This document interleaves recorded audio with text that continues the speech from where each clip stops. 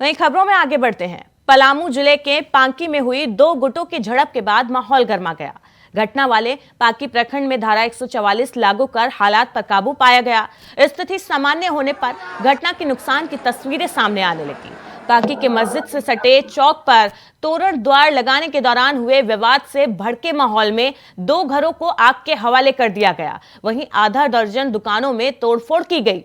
इस बीच आईजी राजकुमार लकड़ा का बयान भी सामने आया है। उन्होंने कहा कि उपद्रवियों ने पत्थरबाजी, आगजनी की घटना की और 2-3 घर आंशिक रूप से जला दिए। 2 पुलिस वाहनों को भी नुकसान पहुंचाया गया है, क्षतिग्रस्त किया गया। पुलिस के जवानों को भी चोटें आई हैं। घटना में 12 लोग जख्मी हुए हैं। इंटरनेट में पूरे इलाके में इंटरनेट सेवाओं को फिलहाल बंद कर दिया गया है। लोगों से अपील है कि वो अफवाह पर ध्यान न दें और शांति बनाए रखें। तो शिवरात्रि से पहले पलामू में संग्राम देखने को मिला। मस्जिद के पास एक भवन पर तोरण द्वार लगाने के दौरान 2 पक्षों में 2 समुदाय में झड़प हो गई, जिसके बाद यह हिंसा सामने आई। सबसे पहले तो हम घोर निंदा करते हैं कि इसको कुछ षड्यंत्रकारी लोग, कुछ जो तैयारी करके इस पांकी को अशांत करने का काम किया है, उसकी हम निंदा करते हैं। और वैसे लोगों को जो चिन्हित हैं, जानबूझ करके इसको बदनाम करने के लिए पांकी को इस प्रकार से काम किया है कि पांकी अशांत हो जाए, वैसे लोगों को अविलंब इसको कार्रवाई करने के लिए मांग प्रशासन करता हूँ।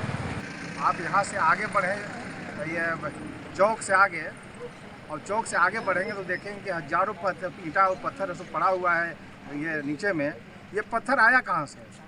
अब ये मस्जिद से के ऊपर है सो पत्थर आया कैसे, और कैसे ईंटा आया वहाँ पर? और जब ऐसा ये जैसा कि ऐसे लोग बता रहे हैं कि कल ऐसा ये कुछ लोग अपना ईंटा या पत्थर ईंटा चढ़वा रहे थे। जैसा कि आपको विदित होगा कि यह विवाद शिवरात्रि के अवसर पे गेट लगाने को लेके हुआ, जिसके कारण दोनों की तरफ से दोनों पक्षों की ओर से पत्थरबाजी की घटना की गई है, जिसमें कुछ हमारे पुलिस पदाधिकारी भी सक्रिय हुए हैं कंट्रोल करने में। हम लोगों ने बहुत संयम बरतते हुए, जिला प्रशासन ने बहुत संयम बरतते हुए, डीसीएसपी खुद स्वयं उस क्राउड को डिस्पर्स किए हैं अपने सहयोगी डीएसपी एएसपी के साथ। मिनिमम कैजुअल यानी मिनिमम यहाँ पांकी प्रखंड टाउन में मस्जिद के सामने शिवरात्रि का तोरण एक बनाने के चलते हुए दोनों का समुदाय के बीच में तनाव चालू हो गया। सुबह हम लोग को सूचना दे सकते फोर्स और मजिस्ट्रेट सब लोग हम लोग पहुँच गए और अभी स्थिति नियंत्रण में है और किसी को किसी तरफ का कैजुअलिटी नहीं है और हम लोग कोशिश किया है कि किसी तरफ का नुकसान नहीं हो। और अभी 144 पूरा प्रखंड और परिसर में, पूरा टाउन में हम लोग लागू किया है। और मैं सभी लोगों से अनुरोध करता हूं कि किस तरफ का अफवाह को विश्वास ना करें और सभी लोगों से भी अनुरोध करता हूं कि व्हाट्सएप में, फेसबुक में किसी तरफ का अफवाह को नहीं। तो पलामू के पांकी में 2 गुटों के झड़प के बाद माहौल गरमाया हुआ है। ज्यादा जानकारी के लिए राकेश कुमार हमारे साथ लाइव जुड़े हुए हैं। राकेश, पांकी प्रखंड में धारा 144 लागू की गई है और हालात पर काबू पाने की कोशिश की जा रही है। क्या कुछ वहां पर स्थिति देखने को मिल रही है? कैसा वहां पर माहौल है इस वक्त?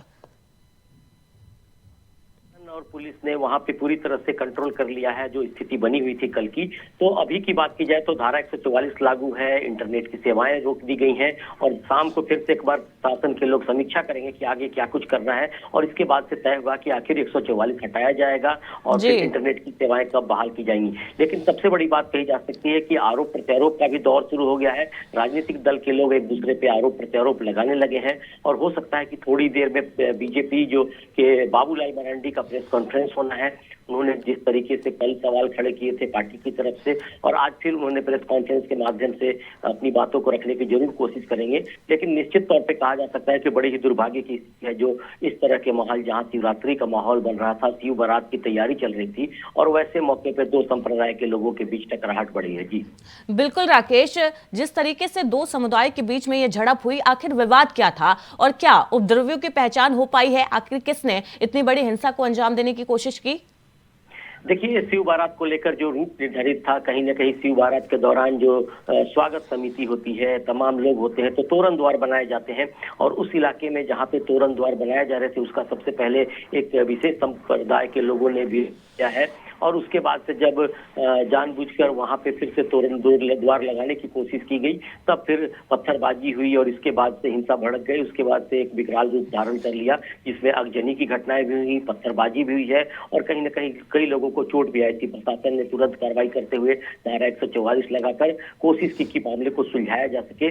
फिलहाल स्थिति जरूर काबू में है, लेकिन कई लोगों पे FIR किया गया है, कई नामजद भी कुछ लोग बताए जा रहे हैं, लेकिन अज्ञात नाम से काफी लोगों के पर FIR दर्ज करने की राकेश, बात होगी। उपद्रवियों की पहचान हो पाई है कि किसने जानबूझकर हिंसा फैलाने की ये कोशिश की है? देखिए, इस मामले में पुलिस अभी बच रही है खास करके और कोशिश कर रही है कि सबसे पहले जिन नामों को लेकर चर्चा हुई थी उस इलाके में, यानी कि दोनों समुदाय के लोगों के नाम पर चर्चा हो रही थी और जिस तरीके से प्रशासन ने पहले मामले को शांत कराने की कोशिश की है और सबसे पहले वहां की स्थिति को सुधारने की कोशिश की है और इसके बाद से हो सकता है कि देर साथ जब समीक्षा होगी तब पता चल पाएगा कि आगे पुलिस और प्रशासन की कार्रवाई किस तरीके की हो पाएगी। जी बिल्कुल, 12 लोग जख्मी हुए हैं इस हिंसा में और फिलहाल इंटरनेट सेवा भी बंद कर दी गई है, लेकिन अफवाहें वहां पर काफी उड़ रही हैं सोशल मीडिया पर कि हिंसा में इतने लोग जख्मी हो गए। अफवाहों का बाजार गर्म है, उसको लेकर किस तरीके से पुलिस प्रशासन एक्टिव नजर आ रहा है? देखिए, बार बार अनाउंसमेंट किए जा रहे हैं इलाके में और कहीं न कहीं लाउड स्पीकर के माध्यम से प्रशासन और पुलिस के लोग इस इलाके के लोगों को अपने घरों में रहने का निर्देश दे रहे हैं। साथ साथ ये भी कहा जा रहा है कि जो माहौल बिगड़ा है उसको संभालने की कोशिश की जाए। सामाजिक संगठन के लोगों को भी आगे आने की अपील की गई है।